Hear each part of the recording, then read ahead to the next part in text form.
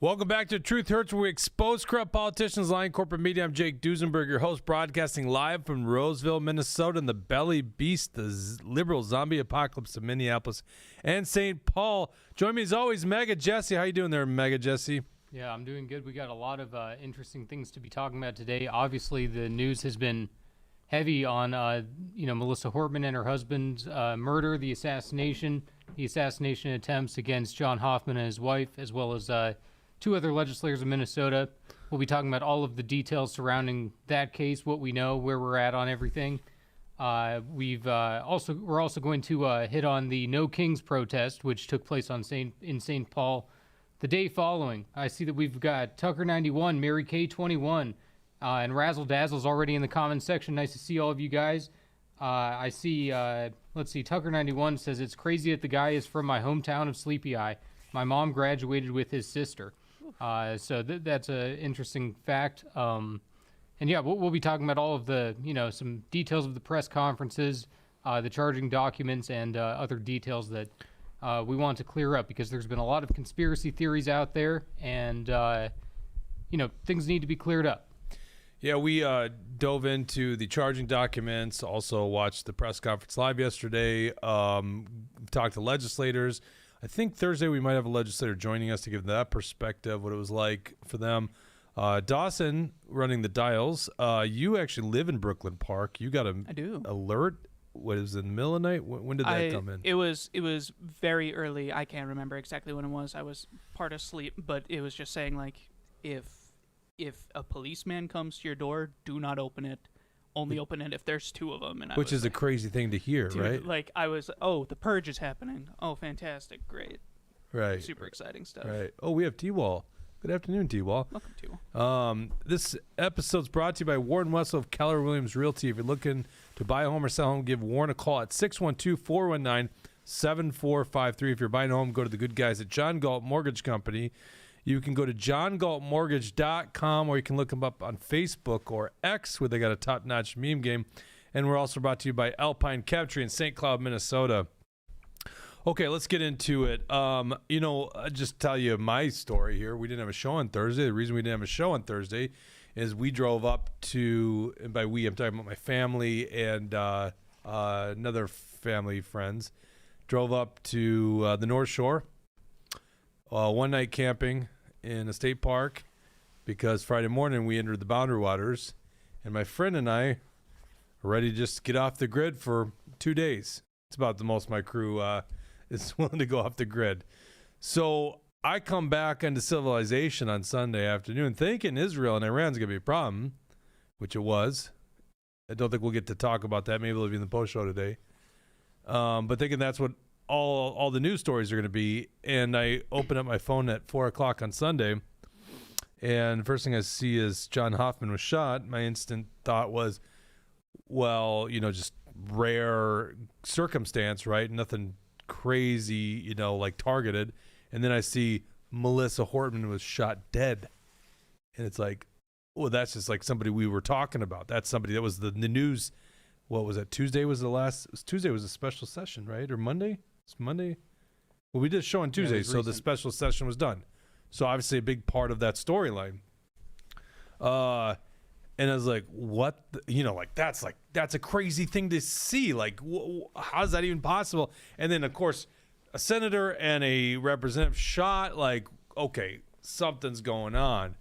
And I think, so Sunday night, I'm trying to get this right. Yeah, so Sunday, as I'm driving down the cities, gathering more information, I think I got back down to cities, and that's when they had alerted everyone they had arrested Vance Boelter, and he was caught in Green Isle, Minnesota. Never even heard of that before. I'm so sure we probably got someone from Green Isle. Sorry, just never been on my... Did you guys know where Green Isle was? I never heard of that. Okay, I've never heard of it. Southwest of the cities. Okay, Sibley County, south of Carver County. I guess I missed the first 36 hours of the whole story, so I caught the very end of it. He was arrested pretty much 43 hours after it.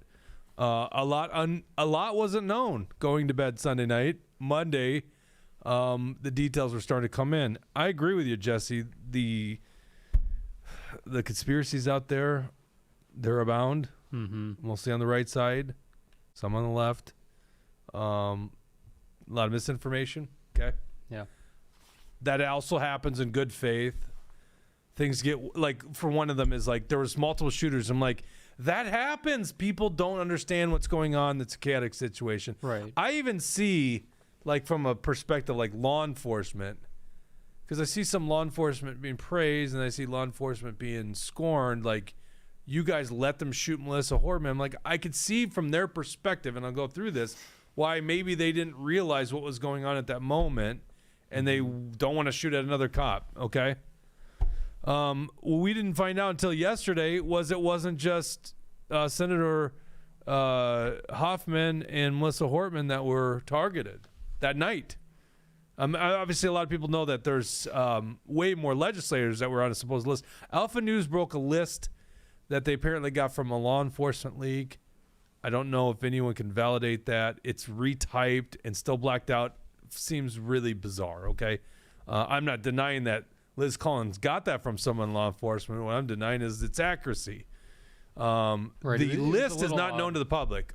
Right. The list that Alpha News had put out was a little odd because it included Carrie Dietzig, who has been passed away for several months due to her cancer, and it did not include Senator John Hoffman. So there were some questions there. And, on the point of what you were just saying here on the conspiracies is, I love conspiracies as much as the next guy, but I've been kind of disappointed in the way that I've seen conservatives respond to this, because instead of simply allowing the facts and the truth to lead us, I've been seeing people trying to, co-opt things, or even, spreading false information. One of the biggest ones was that Senator John Hoffman, the theory was that he voted to repeal free health care for illegal aliens.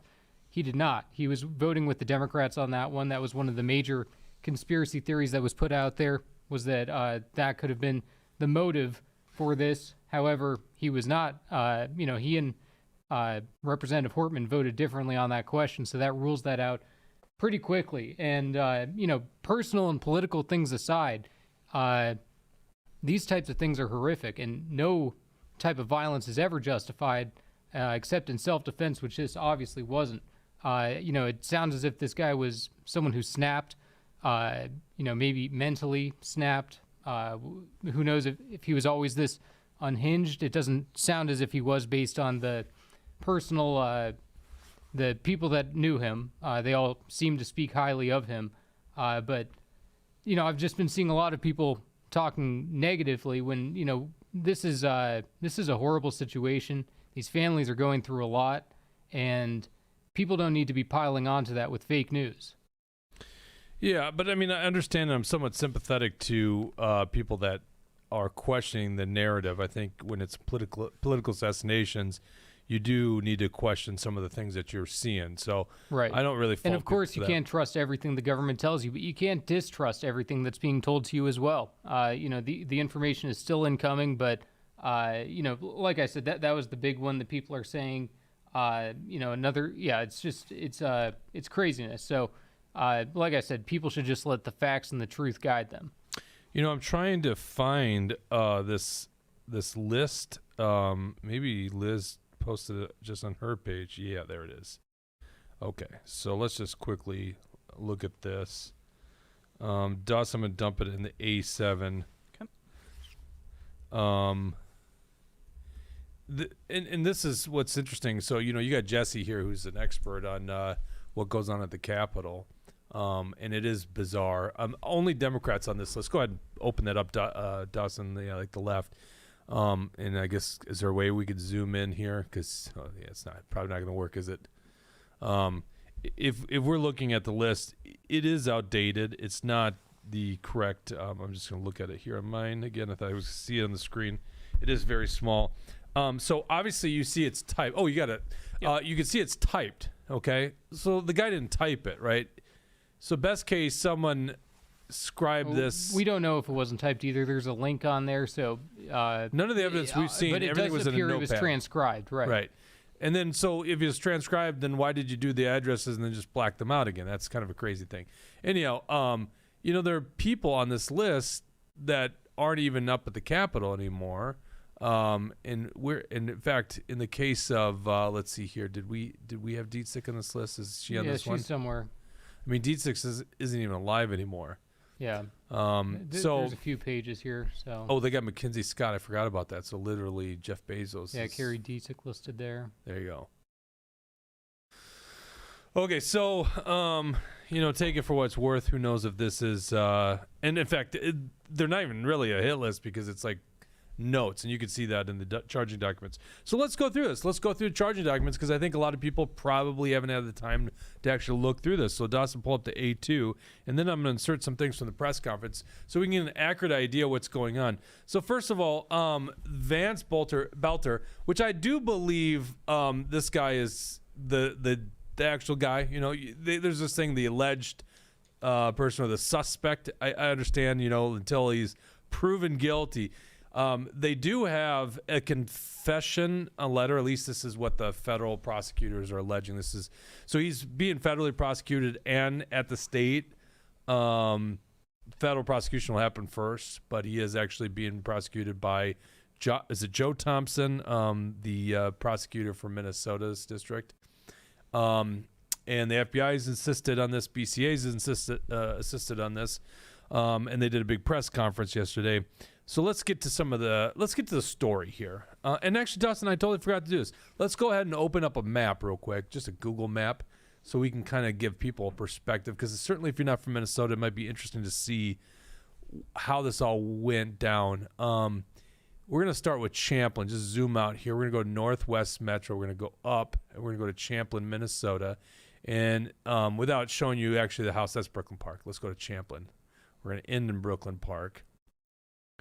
Northwest of that. There you go. All right, so here's Champlin. Zoom out. We don't want to zoom in too closely. I want to get a good idea of the metro. If you're not from the area, Minneapolis is just south of there, and St. Paul east of there. Southeast of there, I should say. Zoom out just a little bit more, Dustin, and then put that center mass here so we can kind of see the whole area. Okay, very good. All right, so it starts with at 2 o'clock in the morning, the alleged murderer, assassin, Vance Boelter, arrives at the home of Senator Hoffman. He is dressed in, I guess, police fatigues would be the way to describe it, with what looks like some kind of vest or body armor, having a tactical flashlight, which he apparently purchased at Fleet Farm. They have the receipts of that. And holstered Beretta 92 FS, the former Army M9. Very familiar with that firearm. And he is saying that he is a police officer. In fact, his car, which looks like a squad car at night, he also has decals on the license plate that says police. If you're not from Minnesota, our police just literally have police. It's the one license plate everyone that's duplicated. It says police on it, right? Unless you're really nitpicking and seeing it, you would notice it's a fake license plate. But if you just at glance, you probably see police and think that's just a police car. So he's impersonating a police officer. And he's at the residence at 2 a.m. in the morning. This is Saturday morning. So the overnight Friday to Saturday, 2 a.m. in the morning, rise at John Hoffman's house. I think, Jesse, it's probably fair to let people know who John Hoffman is. Probably the most centrist senator on the Democrat side. I think that's a fair way to put it. Mm-hmm. Seems to work a lot across the aisle. Listen, I think if you watch this show, you know anything about me, you know anything about Jesse, we don't like politicians. It's hard for us to say nice things about politicians. I don't know bad things about John Hoffman. Now, I definitely think he's voted the wrong way. Clearly didn't stand up against the Democrat establishment on some very important votes in Minnesota, but seems to literally be on the far right part of the spectrum of the Democrat caucus. And that's important because, I mean, if you're looking, like if someone's looking for a hit list of the worst in the Democrats, John Hoffman's not on that list, right? 60-year-old state senator from Champlin, Minnesota. His wife and him are at the door. This guy says we've got a report that they're shooting at your house. You know, this is the other interesting thing.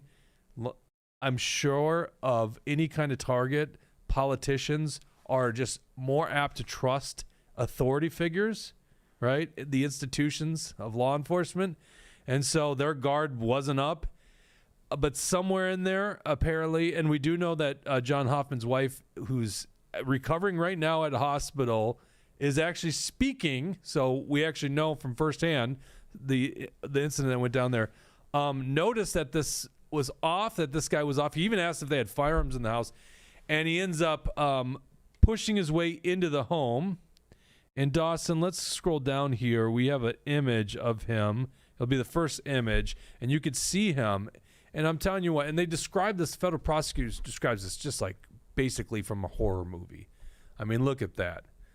By the way, best horror movie out there, Dawson? We agree on this, right? Halloween? Absolutely not. Oh, you don't agree on that? You know my favorite one. Is it Nightmare on Elm Street? Yeah. They're of the classics, yes.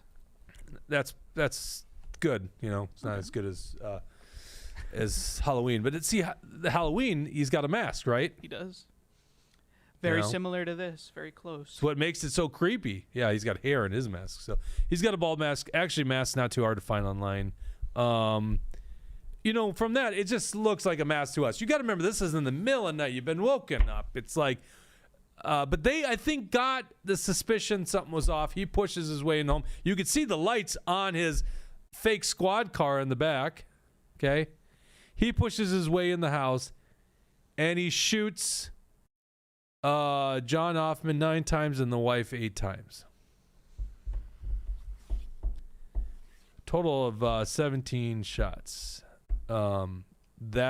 Which, you know, if he's got a Beretta 92 means he loaded another magazine. There's a daughter at their house that apparently, I don't think she was harmed, was able to call 911, and they were able to get people at their at the residence to take care of them and provide medical care. It says, according to Mrs. Hoffman, at some point in the exchange, she realized that Boelter, who had been shining a flashlight toward the Hoffmans and impairing their view of Boelter, was wearing a mask. Upon realizing this, one or both of the Hoffmans told Boelter that Boelter was not a real police officer. Boelter responded by saying something like, "This is a robbery." So, you know, it just kind of sounds like a crazy guy, like, oh, that didn't work, so now this is a robbery, right? Mrs. Hoffman reported that Senator Hoffman tried to push Boelter backwards to the front door, at which point Boelter shot Senator Hoffman repeatedly. Mrs. Hoffman attempted to shut Boelter outside the home by shutting the door on him, but Boelter then shot Mrs. Hoffman repeatedly. So at approximately 2:06 a.m., Senator Hoffman's daughter called 911 to report that her parents had been shot. I believe the daughter is a full-grown adult. That's what I've been told. Okay. Law enforcement responded and provided medical aid to Senator and Mrs. Hoffman, who were transported to a local hospital with multiple gunshot wounds, 17 total between the two of them. I hope they recover, and it does sound like they're recovering. I think that's a crazy thing. In fact, I've heard, I don't think this is public record or official channels. You got to imagine now, I'm talking to people that are kind of in the know, right around the Capitol circles. That one was close to hitting Hoffman in the heart, so you would imagine he at least had a collapsed lung. He's 60 years old. I mean, wow. Yeah. The fact he could survive. I think he had surgery today, but his wife started talking. That's pretty freaking amazing that they're going to survive that, okay? It does sound like they're going to survive. That's the prognosis on them. Okay.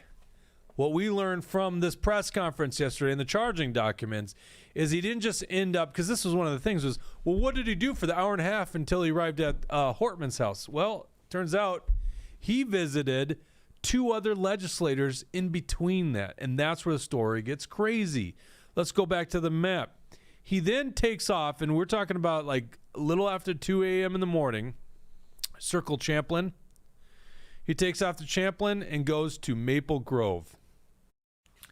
And I guess we don't need to say that we think it is Representative Kristen Bonner. Sorry, Bonner. I almost said Boehner. That would be Ohio. Kristen Bonner, who's I think now admitted that, yeah, she was the one. And he shows up at their house. We have, and this is on our thumbnail, the images, and this is the only time we've seen the images, is through the charging document. Let's go back to charging document. And this is like straight out of a horror movie. There you go. I'm guessing some kind of Ring camera device. Number 17, line 17 says, public official 1 and her family. They didn't identify. They actually said, we'll let those legislators identify themselves as they want. They want to respect the privacy, which is a good idea. Public official 1, so Representative Kristen Boehner and her family were not home and did not answer the door. Boelter left the residence. I mean, now imagine going through that, knowing this showed up at your freaking house in the middle of the night to kill you and your husband, right? Yeah. Wow, right? That's traumatizing. That is like straight out of a horror movie, right? Just go back to that image. Show that image. That is just straight up creepy as shit. I've got this mask. I think a lot of fans of the show know I'm a fanatic on Halloween. We have a big haunted house every year. I got this mask called the Faceless Man, and all it is 2 eyeballs. Like nose and mouth don't really kind of exist. That's almost because of the grainage of this photo, what it looks like. Once again, we all look at this and we're Monday morning quarterbacks going, oh, it's clearly a mask. I don't know what it looks like at dark in the middle of the night. All right, go back to the map, Dawson. So, wow. I don't even know what, obviously we're not friends with any of these Democrat legislators. We're actually very critical of these people. So I have no idea what it's like for her right now, but I got to imagine she, if you're going back to your home at that point, I don't even know. But that's pretty messed up, right? To know that came that close, okay? And as much as I'm critical of these guys on a policy thing, you got to have sympathy. This should not be happening to anyone, really, quite frankly. But politicians, in this case, this should not be happening to these people, okay? Mm-hmm. Let's settle our political differences through the legal channels, not like this shit. And by the way, people want to call this guy some right-wing fanatic. I mean, he seems marginally attached to the right, and from your expert opinion, Jesse, not at all well researched. Like, you didn't even know Carrie Dietzick wasn't alive, right? Right. One point in the document, at least the one that Alpha News is alleging was his hit list, he had the strength of the House at 70-64. Is that right? Yeah. Which is not even the balance of power in the Minnesota House. It's 67-67. Right. Okay, let's go back to the map, Dawson. Then he takes off from Maple Grove. Go ahead and circle Maple Grove. Those people that don't know this is the West Metro. Takes off from Maple Grove and then heads over to New Hope, Minnesota, to a senator's home. We know the senator who lives in New Hope is Ann Rest. Senator Ann Rest. Ann Rest, 83 years old? Do we know that for sure? 82, 83. Yeah, I think it's 83. I'll check. 83. Okay, so we'll get the right date. An elderly woman. By all accounts, probably not even running again, I would imagine. I always assume that, but, boy, these people in the Senate last forever. Yeah, 83. 83 years old, okay? He arrives outside the home, and let me make sure I get this right. So I think he is... Okay, so he's down the street from the home. And according to this document, if you do read it, it'll say public official number 2, which is Senator Ann Rest, another Democrat. Local law enforcement in New Hope, Minnesota, learned of the shooting at Senator Hoffman's home and dispatched an officer to the New Hope home of another Minnesota elected representative, public official 2, to conduct a safety check. From the press conference, I can't remember. Yeah, I think I'm going to play. Actually, let's do this right now. Let's go ahead and play this. This is an interesting story. This is from the chief of police in Brooklyn Park. Dawson, this is the A6. Let's go to the A6, 13934, because this one cop was off duty, just got done with a shift, and informed the on-duty cop that you'll want to go. Oh, I'm sorry, I got that wrong. That's the Hortman one, Brooklyn Park. Okay, so I'm going to hold that thought for a second. Hold that thought. Okay. So a law enforcement officer goes to the home of Ann Rest. At approximately 2:36 a.m., an officer encountered a man now believed to have been Boelter sitting in the driver's side seat of a black SUV parked down the street from Senator Ann Rest's home. The officer believed that the SUV, which resembled a squad car and was equipped with a our police-style light bar, was in fact a law enforcement officer providing protection for public official number 2. Okay, now think about that. You could definitely, I mean, it fooled a cop, and you could definitely think if it fools the cop, it's going to fool people, right? It's probably going to confuse an 83-year-old woman woken up in the middle of the night. The story gets crazier. The officer reported that the individual sitting in the black SUV was a bald white male staring straight ahead. The officer tried to speak with that man, but he continued staring straight ahead and did not respond. The officer drove the rest of the distance to public officials' 2's residence, saw no signs of distress, and waited there until another additional law enforcement officers joined her.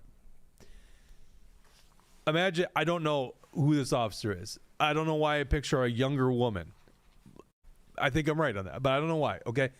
Imagine a young female cop in the middle of the night, and we're talking about 2:30, 2:36, and you pull up to this, what you believe is Team Blue, and the guy doesn't even respond to you, and he keeps looking straight forward. I mean, I'm thinking one of two things. I'm thinking this guy's traumatized by something he saw, or he's like an asshole cop that doesn't really care about female cops. So I got to imagine she's like trying to talk to him, is like, hey, what's going on, you know? And then when he doesn't even engage her, is just like, okay, I'm going to go to the house because he's parked down the street. Mm-hmm. So she continues on down the street and goes into the driveway and waits for the cops. And then it says, according to the complaint, by the time they did, the dark SUV had left the area. This cop legitimately saved the life of Senator Ann Rest, in my opinion. Right? You guys agree with that? Like, holy shit, you just deterred this monster from doing what he just did to the others. And I would imagine he would have been highly successful at that one. Mm-hmm. I think Ann Rest probably should go, I probably has already done it, but probably should be greeting that cop and thanking her for saving her life. Okay. Yeah, she put out a statement to that effect. Oh, good. Good. Okay. So that's the story of New Hope. Let's go back to the map. So after unsuccessfully getting Kristen Bonner in Maple Grove and then unsuccessfully getting Senator Ann Rest in New Hope, we believe then he went to Brooklyn Park, as you can see it. Now, just so you know, and this is what we are, June 17th, okay?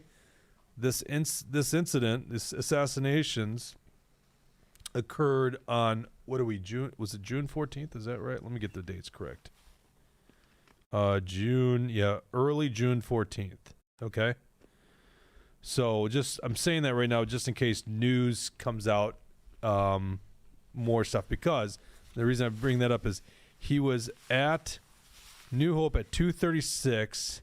And next thing we know, he's around 3:30 a.m. Local law enforcement learned of a shooting at Hoffman's house in Champlin, went to the home of Minnesota State Representative Hortman. So it's almost an hour between New Hope, circle that, to get to Brooklyn Park.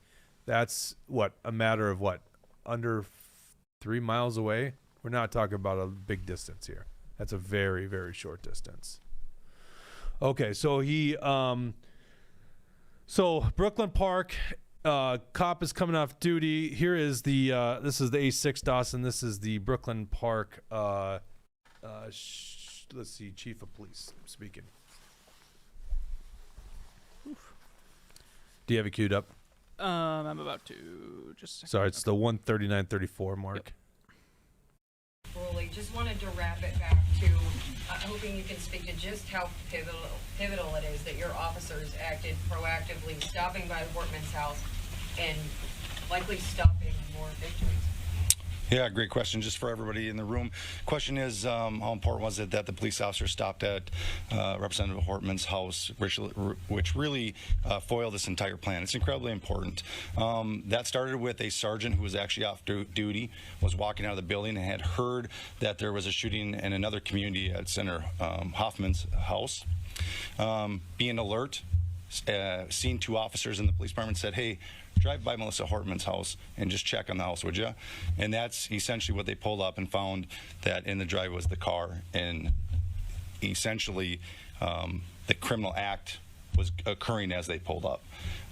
Had they not foiled the plan,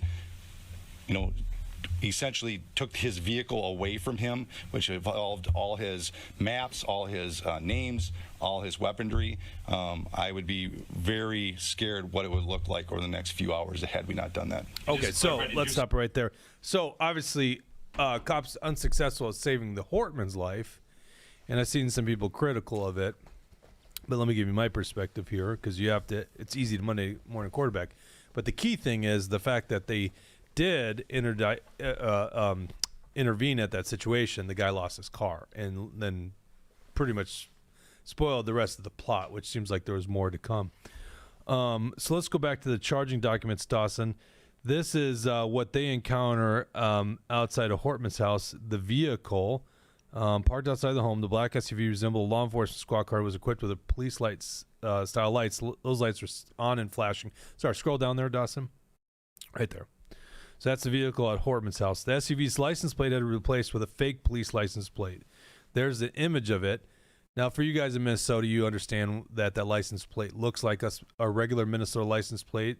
The police is even larger than that. It would probably be in blue. I'm pretty sure it's in blue. So if you were really diagnosing license plates, it would be pretty suspicious. But, you're probably just quickly glancing and didn't notice that. Law enforcement arriving at Representative Hortman's home saw Boelter dressed in dark colors and standing near the front door facing the house. There you go. Now let's try to zoom in. Now, obviously, they probably got a little bit better view than what we get here in this dash cam. But I'm just going to put it this way.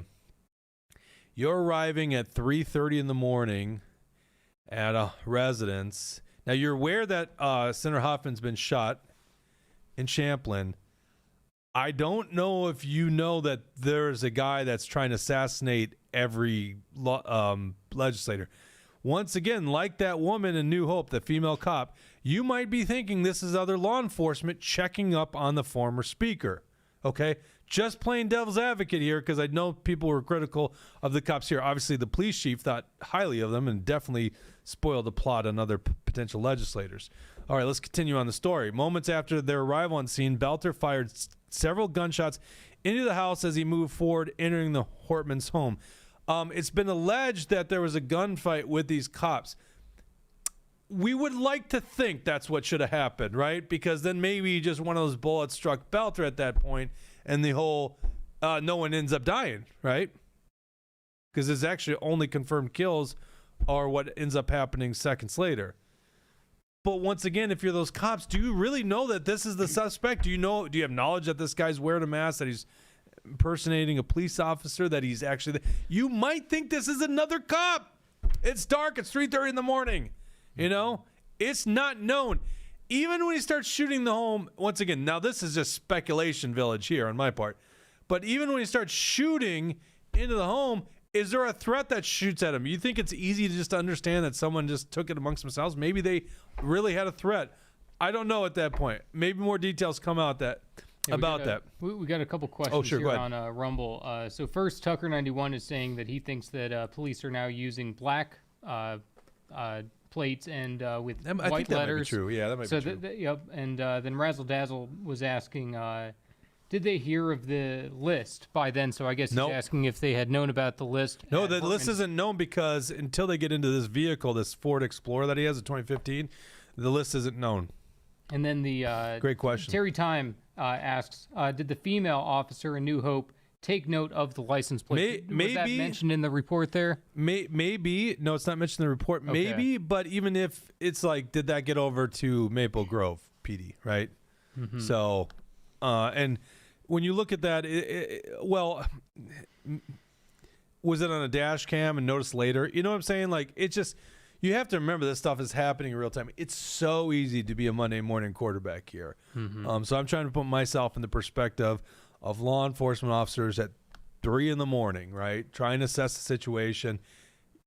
Who would have ever thought that a bunch of politicians were going to be targeted with an assassin that was a capable assassin in the middle of the night on just a random summer Saturday, right? I mean, that wouldn't even be anywhere in people's thought of potentiality, right? Yeah, and Razzle Dazzle's also saying, well, why would the officer have jumped to conclusions to go to Melissa Hortman's house? Well, That's a Melissa good question. Hortman is a much bigger figure than John Hoffman, considering that she used to be the speaker and is the leader of the Democrats in the State House of Representatives. I don't think it's too surprising that the law enforcement would say that they should check it out. And obviously, it was a wise move for them to do so. Is able to lead to this guy's eventual arrest. So I don't think that it's a big coincidence. I think that because obviously the police chief wasn't in on this. So I think the officers acted wisely. It was the right move for them to check out all the surrounding legislators, and it's the whole thing's a crazy, unfortunate, insane situation. Well, I think it's a story that makes our law enforcement officers in Minnesota look great, right?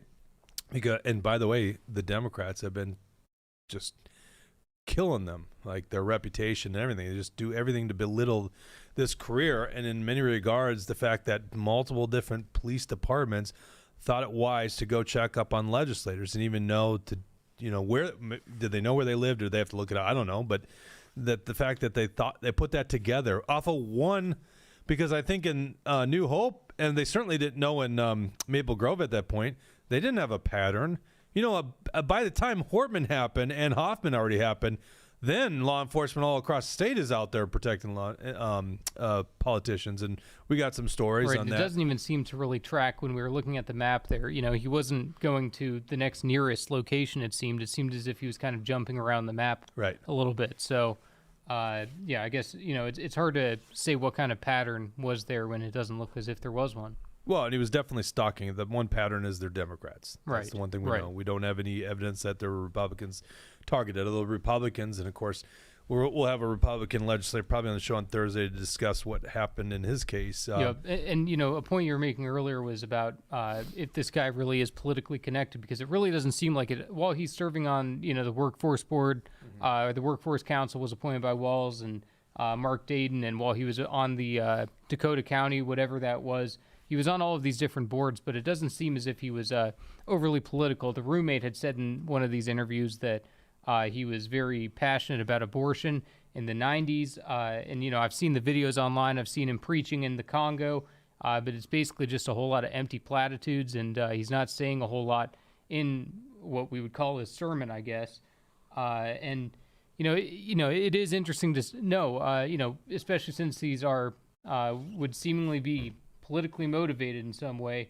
We would have to wonder who is exactly influencing this guy to these radical beliefs. I went ahead to make sure that this guy wasn't following anything Action for Liberty. He had never signed our petitions or was getting any of our mailings or anything, but I'd like to know if other political organizations could do the same thing, and they should be checking to see if this Vance Boelter or his wife, Jen Boelter, were following their information, because something was influencing this guy. We just don't know what yet.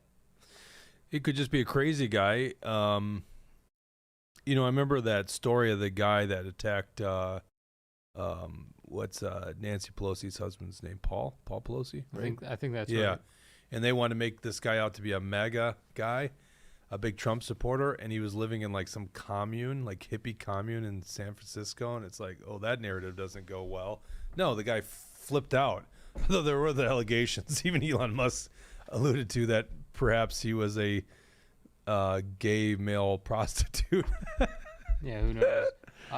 Crazy Pamela world. K. Jones is asking, they were at some political social event earlier that evening, question mark. So, Who was? The legislators? Right, the legislators. Not that I'm aware of. No, there was a big DFL fundraising thing that all of these legislators They were were at. all at it? Yeah. I missed not that all, detail. But, I know that I heard, I saw an interview with Tina Smith where she was talking about it. She said that she had seen Melissa Hortman and her husband there. She had seen John Hoffman and his wife there. So, okay. There was some sort of legislative dinner. I mean, obviously, and we'll get it to in the next segment, the No Kings protest was scheduled for Saturday morning. So that's obviously a big story, right? Okay, let's continue on. All right. Then he, let's see here. Okay, so Boelter fired several gunshots in the house as he moved forward, entering the Hortman's home. In dashcam footage from the scene, moments after Boelter fired those shots as he moved into the house, a second set of gunshots can be heard. At the same time, several flashes appear on the entryway windows. Just so you guys understand, the house, the Hortman house right now, has boarded up front door, boarded up front window, and I think even the garage has been boarded up, a garage door, which I don't know if there's been an explanation on that. About the same time, officers moved forward to the home's front doorway where they saw Mr. Hortman lying on the floor. Law enforcement approached the fallen Mr. Hortman, who had been struck by multiple gunshots, to try to provide medical assistance. When officers entered the home, they found Representative Hortman suffering from multiple gunshot wounds. Officers also found inside the home the Hortman family dog gravely injured. Representative Mr. Hortman died from their injuries. I believe instantly she was killed. Go ahead. We got a Rumble rant. Yeah, I don't even want to read it. O'Bannon says, I'm amazed that these shitbag assholes like Wednesday Walter have found a way to make this tragedy about themselves. Times like these reveal the narcissists we have elected. Well, I think I appreciate the Rumble rant, but... Well, I think referring to how he was playing a victim card. Right. Yeah. Well, I don't know. It's, I don't know. It's one of those things that this is a crappy situation. All the legislators are, even rightfully kind of skeptical of things right now. This is a once in a lifetime tragedy here. So yeah, I don't give too much flack to these legislators for maybe being ultra skeptical and having their guards up right now. Yeah. Well, maybe clarify that more. I know I saw something where I thought he was trying to play a victim card, maybe inappropriately, but I don't really care too much what Walter has to say. I only really follow when he's like tweeting at us, and then all of a sudden it's like, all right, you moron. But right, there's too much on X. I can't follow everything Walter's doing. In fact, maybe he's fallen prey to the trap that X is, because like he was a decent dude when I knew him. I'm looking through his feed right now, and he has had a couple of tweets that he put out where the whole entire reply list, he's replying to every single one. Talking about just get off, Walter. Get off X. Oh God. Yeah. All right. About the same time, officers moved forward to the home's front door where they saw Mr. Hortman lying on the floor. I read that already. Boelter fled the Hortman's home, leaving behind Boelter's 2015 Ford Explorer SUV that was parked outside the house. After obtaining a warrant, officers searched that vehicle. I know from my training and experience that Ford did not manufacture 2015 Explorers in the state of Minnesota. I think what that federal agent is saying is that they weren't used by law enforcement. I don't know why else why would he matter if they were not manufactured in Minnesota. Officers found evidence tying Boelter to the SUV, including a bill for a storage unit with Boelter's name. Officers also found a license plate for the SUV Boelter drove that night. Public records show the SUV registered to Boelter and his wife. So roughly, and we don't really have a timestamp, so we know this is probably around 4 a.m. at least. They're starting to figure out who this guy is, okay? They know the vehicle, who it's registered to, and so roughly sometime early Saturday morning, they already know the lead suspect, right? Officers also found approximately 5 firearms in the SUV, including semi-automatic assault-style rifles, which look like AKs, as well as large quantity of ammunition organized into loaded magazines. They also found a medical kit containing wound treatment supplies and several eye masks of this kind that might be worn while sleeping. From that, and then there's a picture, Dawson, if you want to show the vehicle. I've seen this image going around where there's a bunch of pamphlets that said "No Kings." It's not in this report. I don't know if that's fake news, but I have not seen that here. Now you can see in the bottom left, there's a phone there, and there's some paper, and it doesn't show what that paper is in this image, so that could be it. From the SUV, officers recovered several notebooks of full handwritten notes. Listed among the pages of those notebooks were the names of more than 45 Minnesota state and federal public officials. That was the first time. Now, once again, other than Alpha News reporting or Liz Collins reporting that she got a list, there's no public list that's available, okay? This is how we know that there's 45 Minnesota state and public and federal public officials, including Representative Hortman, whose address was written next to her name. Also, and this was stated in the press conference, legislators from other states, we know now, Wisconsin and Michigan, we know that because... Texas. There was one from Texas. There's one from Texas. Yeah. We know that because they self-reported. So I'm thinking law enforcement reached out to those legislators, and then they said, yeah, it was me. I was contacted. One of those notebooks contained lists of internet-based people search engines, including True People Search, Spokeo, Pipel, People Finders, Been Verified, White Pages, a bunch of different ones. I know from my training experience and the training and experience of other officers and agents involved in this investigation that these websites aggregate data from various online and offline sources to provide the querying of user details about the search for persons, such as home addresses, phone numbers, and information about family members. Let's go back to the document, Dawson. And you can see this is a screenshot. Now, this doesn't have the names here, but these are some screenshots of the guy's writings in that notebook. It seems like the notebook is just full of notes, so not really necessarily list. Got it? And then scroll down here. They end up finding... so before we get to this, people were wondering, he ends up back on, was it Fulton Avenue? Is that correct? Let me just get this right. So I'm not Fremont. I'm not an expert on Minnesota or Minneapolis. Maybe on Minnesota, not Minneapolis. Spent very little time there. So people were wondering, how does this guy lose his car and get to Minneapolis, right?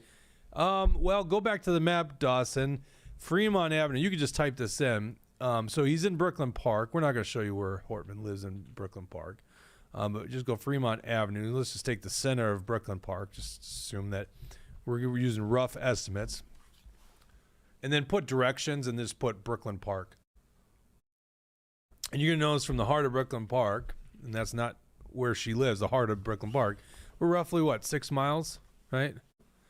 So an adult male easily he's 57 years old, 6'1", 220 pounds, can easily walk that in a couple hours, okay? I mean, that's not even a fast pace. If you're at all exercising and running, you can jog that within an hour's time, right? So he makes his way back to Fremont Avenue, where he's staying temporarily with a guy he's known since, I think, 4th grade. That's the guy that's been in the news so much. They do find in the surrounding area, go back to the charging documents, the Beretta 92 that he used, which is a 9mm handgun, 15-round magazine, 16 total if you have one in the hole. And for some reason, the slide's off on it. So you see the lower receiver and grip there on the left, and then the slide is disassembled. That's weird. And then he also got rid of the mask. You can see. Was it functional without the slide? No, of course not. Well, the barrel is in the slide. Mm-hmm. You see that? So all that is the trigger mechanism on the left, and then the barrel, which is obviously where the chamber would be on the right side. It's fun that I know all the words that you just said. That's pretty cool. Yes, because you took my carry class. All right, so let's go look at the face mask here right below this. There you go, and that was found. Okay, so he makes it back to Fremont Avenue in his home. At some point, he is at a bus stop, meets an individual. The individual and him come to an agreement that he's going to buy his e-bike. He goes and basically withdraws cash. I think it was from let's see, is this a U.S. bank? I think it was U.S. Bank. Yep. He empties an account, withdrew $2,200, and then finds out the guy also is selling a Buick, and for an e-bike and a Buick, he buys it for $900 somewhere early morning. Go back to charging documents. Another conspiracy. This is going to be like page 18 or something like that, Dawson. Keep going right there. Okay, this is another conspiracy that's going around. It's not the same guy. Look at the weight. This guy is way fatter than the guy showed up as security. Yes, if you look at the left image, the guy looks very heavy set. I think it's pretty obviously he's just got a baggy coat on. And the right side looks a lot more slender. You know, it just looks like it's that puffy coat. Wearing a cowboy hat. The cowboy hat's eventually found. We'll get to that.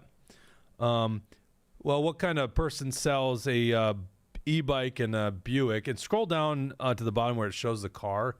We're not talking about like some old 80s or 90s Buick. You know, that looks like a relatively new Buick, right? So I think he's got a hot car. Someone probably just carjacked that thing hours before then and is trying to get rid of it. So they took $900 for that in the e-bike. So that's how he gets from Minneapolis, Fremont Avenue, out west, and then here. And let's go back to the map real quick, Dawson. I, honest to God, did not know where Green Isle is. So let's just take instead of Brooklyn Park, let's put Green Isle in there, and then switch it around so you can kind of see ISLE. And there you go. What is it distance-wise? It's basically an hour travel, and this is a Saturday morning, so obviously not fighting traffic. Getting southwest of the city. This is in Sibley County. Obviously, very easy thing to do with a vehicle. Okay, and let's go back to charging documents. He's seen possibly there's a sighting of him on that e-bike at some point.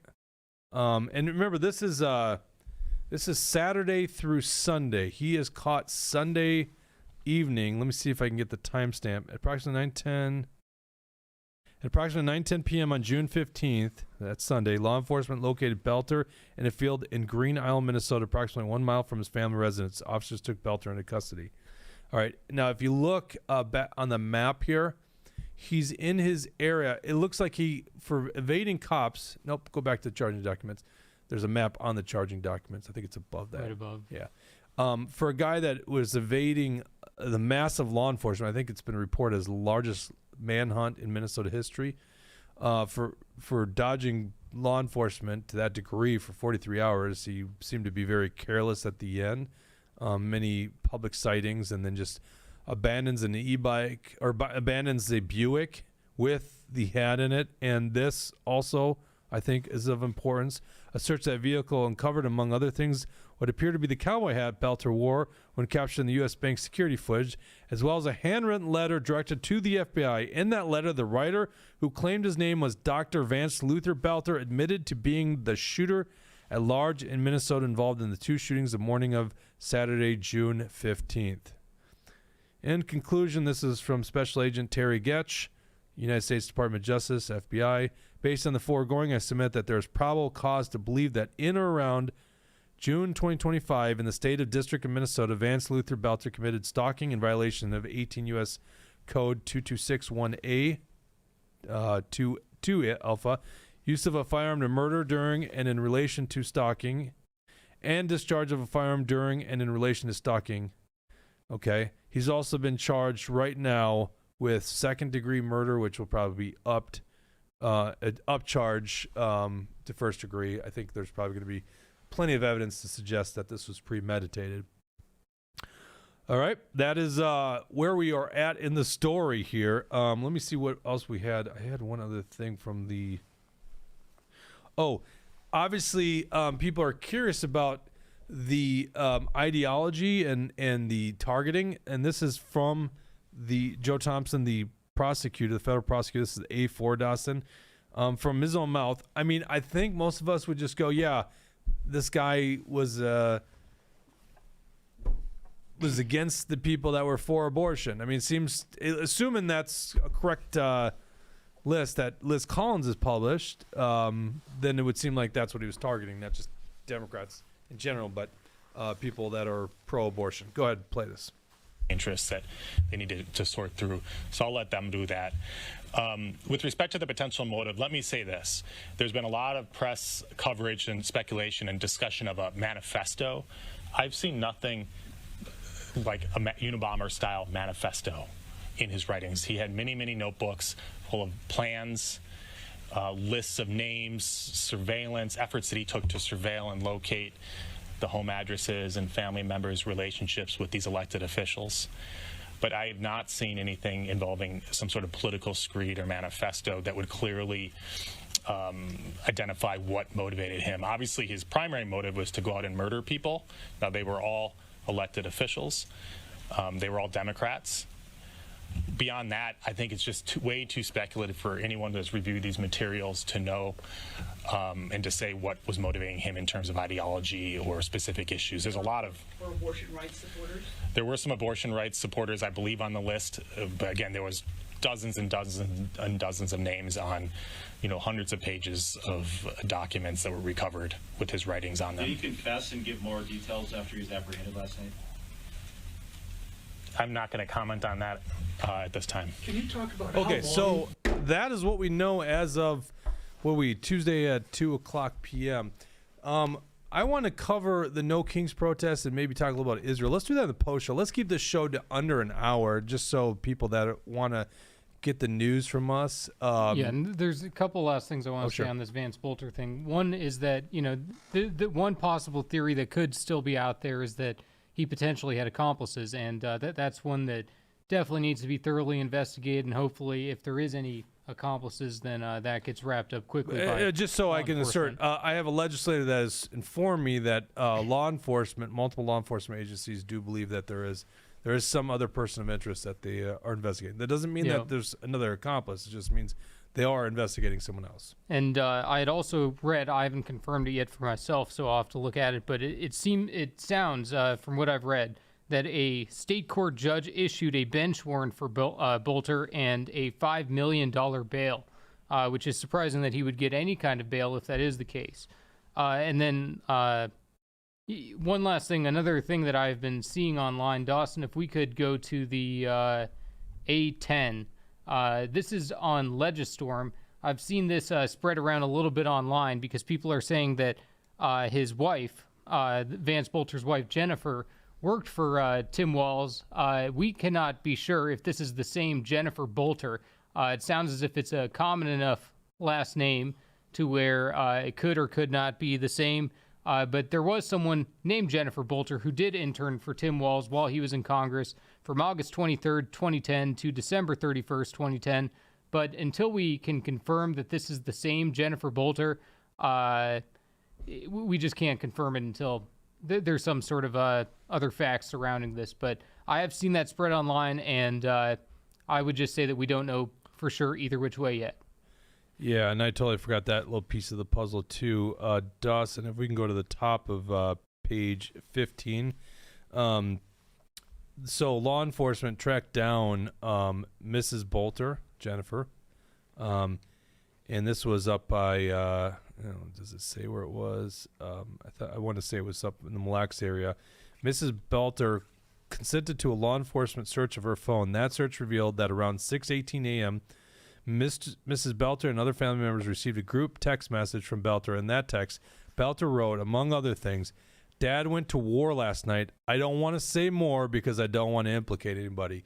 Now, I could take that one of two ways. He doesn't want to say more to his family and implicate them, or he doesn't want to say more because it implicates someone else that was joining him on that. There's speculation that maybe his brother or cousin. Was it cousin? Did we figure that out? It's still just been rumored, but right.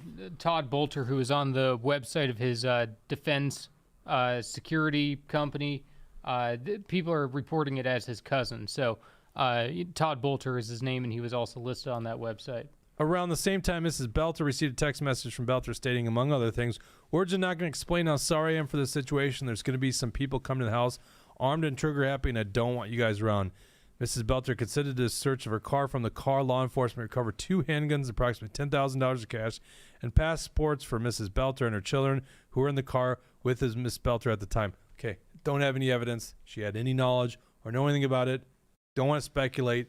If you got a message from your husband like that, you probably would do the same thing. Whatever cash you have available, and you get out of town, you probably have some firearms, and you're probably going north, because that's a crazy thing. However, I could understand why people think maybe she's guilty too, right? This is what we know.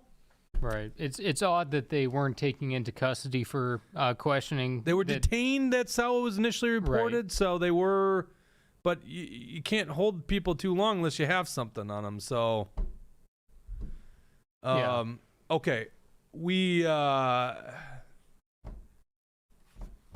I'm just trying to think.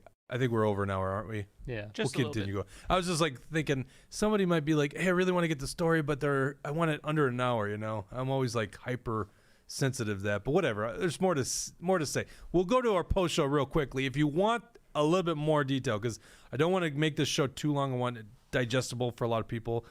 I could talk a long time. So go to truthhurtsnews.com, click on support so you can be part of our post show. Do it right now so you're ready to go. Otherwise, if you're watching on Rumble, just click on join us. We'll have a very vibrant post show today. That's streaming on Locals.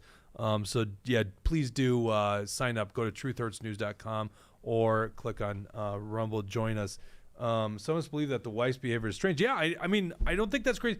Anyone shaming people for having conspiracies, I think, is a little crazy right now. These are political assassinations. That generally reeks of conspiracy. Now, I think there's a conspiracy out taking out a president of the United States, the world changes. I don't know if it really is that level here. I mean, obviously, this is going to shake up the Minnesota political world temporarily, but I don't think it's like equivalent to taking out a world leader, right? Which I think just generally breeds conspiracy. But you can't fault someone for thinking, hey, maybe there's more to the story. And I also think it's okay. So I think the official narrative makes a lot of sense. I think it's very plausible. I also think there's room for another person to be a part of this, right? There's no evidence at this point that someone was actively involved in it, was with him, or assisting him during it, but that doesn't mean someone wasn't assisting in the planning or spearheaded the idea. You know, what radicalized this guy? Who knows? We're going to find out more, hopefully. So it's an insane story. What holes do I have here? I want to make sure we cover everything. Supposed hit list, Wells internship we covered. He was appointed to a workforce by Tim Walz. He was initially appointed by Mark Dayton. Walz is, I mean, that's so low level. There's nothing there.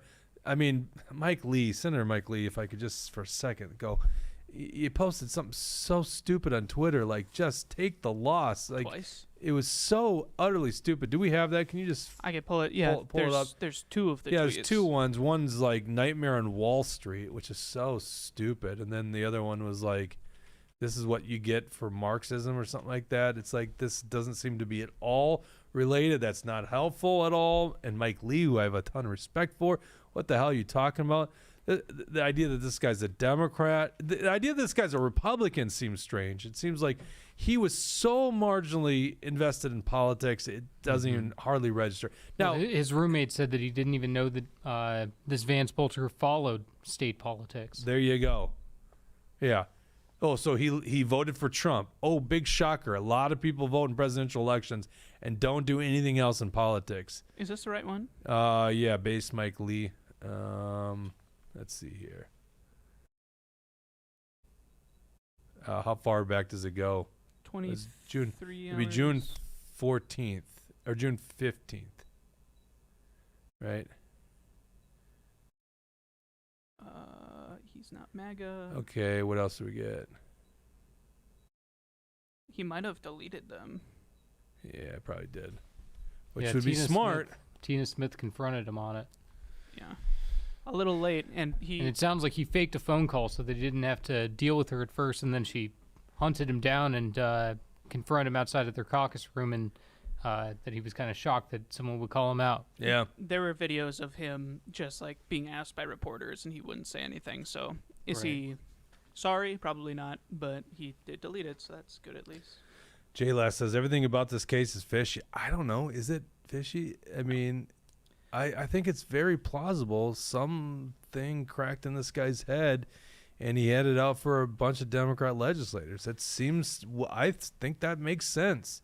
Well, And he's marginally good at carrying out violence, has some experience with firearms, and he's impersonating a cop. He's in some kind of security company, so he's somewhat... I think his cousin or brother, whatever that is, was a former law enforcement officer. Of course, if you're in the security world, you probably are really interested in law enforcement. where do you think people are getting hung up? Do you think people are falling for the he's a Democrat thing, or No, is I it- think there's a lot of the people. first thing that kind of came out was that he was an appointed member by Walz and Dayton to these workforce development boards. I think that it's just been so much information that people haven't been sure, Yeah. what to hang on to. Well, because we know in today's political world, everyone wants to disown these people because they don't want to be associated with it. It's like, it's very easy. I don't associate with people that carry out violence in politics. I am a very peaceful guy. It's why we're not going to talk about it here. We'll talk about the post show. I'm very much against more war in the Middle East. I'd rather have peace, right? Yeah. So, and this is, and you know what? For the Democrats right now that want to talk about violence on the right, you know, you see it. We looked at the Washington Post talking about right-wing zealot, right? A far right-wing zealot. That's what they're labeling this guy as.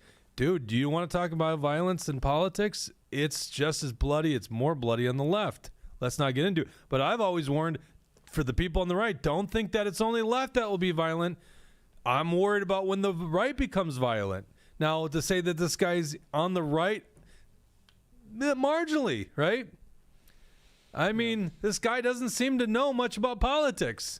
So And, Brad Ganser says the wildest thing is that he was apprehended alive. Everyone assumed that he would be dead in a ditch with a bullet in his skull. And I That would had have the really same brought kind up of the assumption too that conspiracies. you would think that that it's just one possibility that the guy ends up killing himself and that no justice ends up being done. But the fact that this guy is alive, they can give him a life sentence, maybe a death sentence. I think leave it up to the victims' families. Oh yeah, that's an interesting point. So he could actually be put to death by federal charges. So even though Minnesota doesn't have the death penalty, he's being charged in a federal court. So the death penalty would be possible here. How is he being charged in a federal court? Is it because he murdered a political person? Well, there are federal charges. So one of the charges, and I'm paraphrasing here, but it's stalking with like interstate devices And or something. there's like all that. kinds of reasons the federal government might take charges up instead of the state government, especially the biggest reason on this one being the fact that it's a high-profile case. Yeah. I see. I saw a lot of Twitter people, assholes, saying like, just let him get charged federally and then have Trump pardon him. Super easy. Who the hell said that?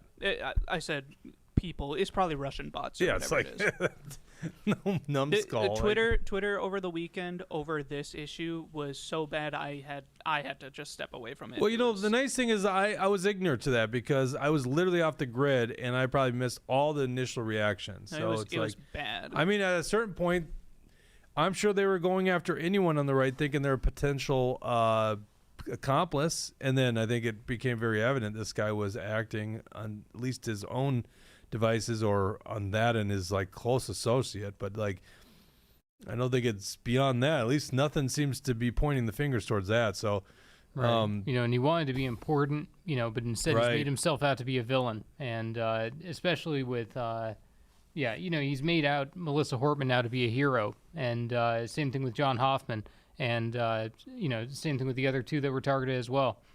So it's just crazy and unfortunate. And yeah, Melissa Hortman was always tough. You can always see that she was a good negotiator for the Democrats. She was confident.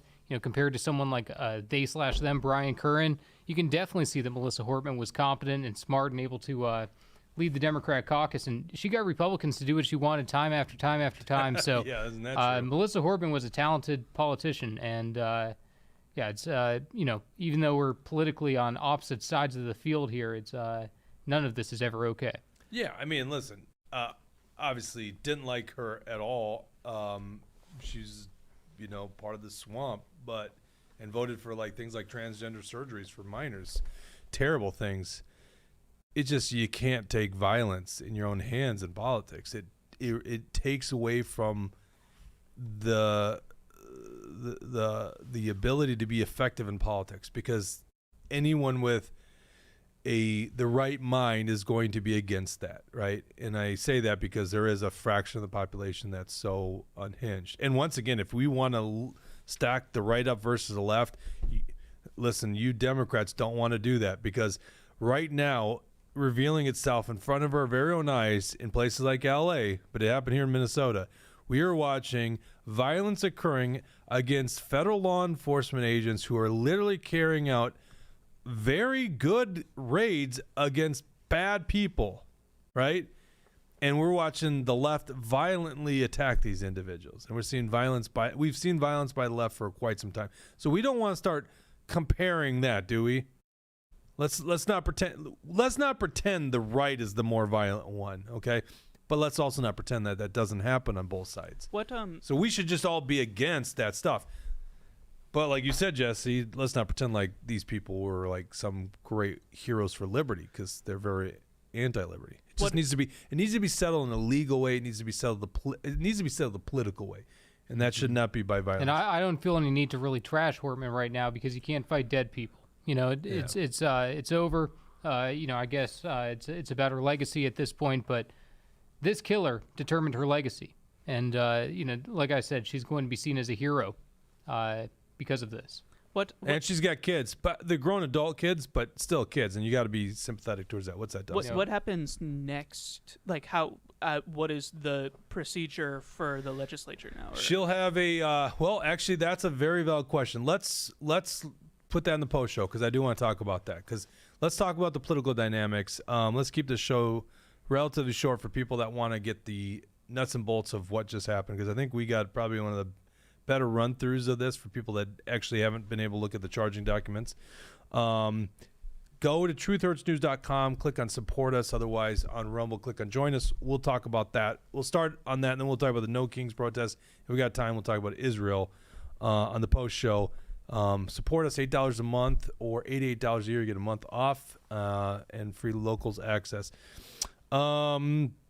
Thank you to our sponsors, Warren Wessel of Keller Williams Realty. If you're looking to buy a home or sell a home, give Warren a call at 612-419-7453 for buying a home. Go to the good guys at John Galt Mortgage Company. Go to johngaltmortgage.com or check them out on Facebook or X. And brought to you by Alpine Country in St. Cloud, Minnesota. Thank you to O'Bannon Rumble Rant, and thank you to everyone in the comment section. Let's continue this in the post show. For everyone else, we'll be back here on Thursday. I think we got a legislator we'll have on the show to talk about what it was like for legislators. That's an interesting story. Tried to do that today, but wasn't able to work out with schedule. And I thought we had one other thing. Maybe we'll get to Israel a little bit more on the next show. And the internal fight in MAGA. This is really interesting. Trump attacking Tucker Carlson now. That's an interesting one. Want to talk about that. So go to the post show right now. For everyone else, we'll see you back here Thursday at 1 o'clock. Take care.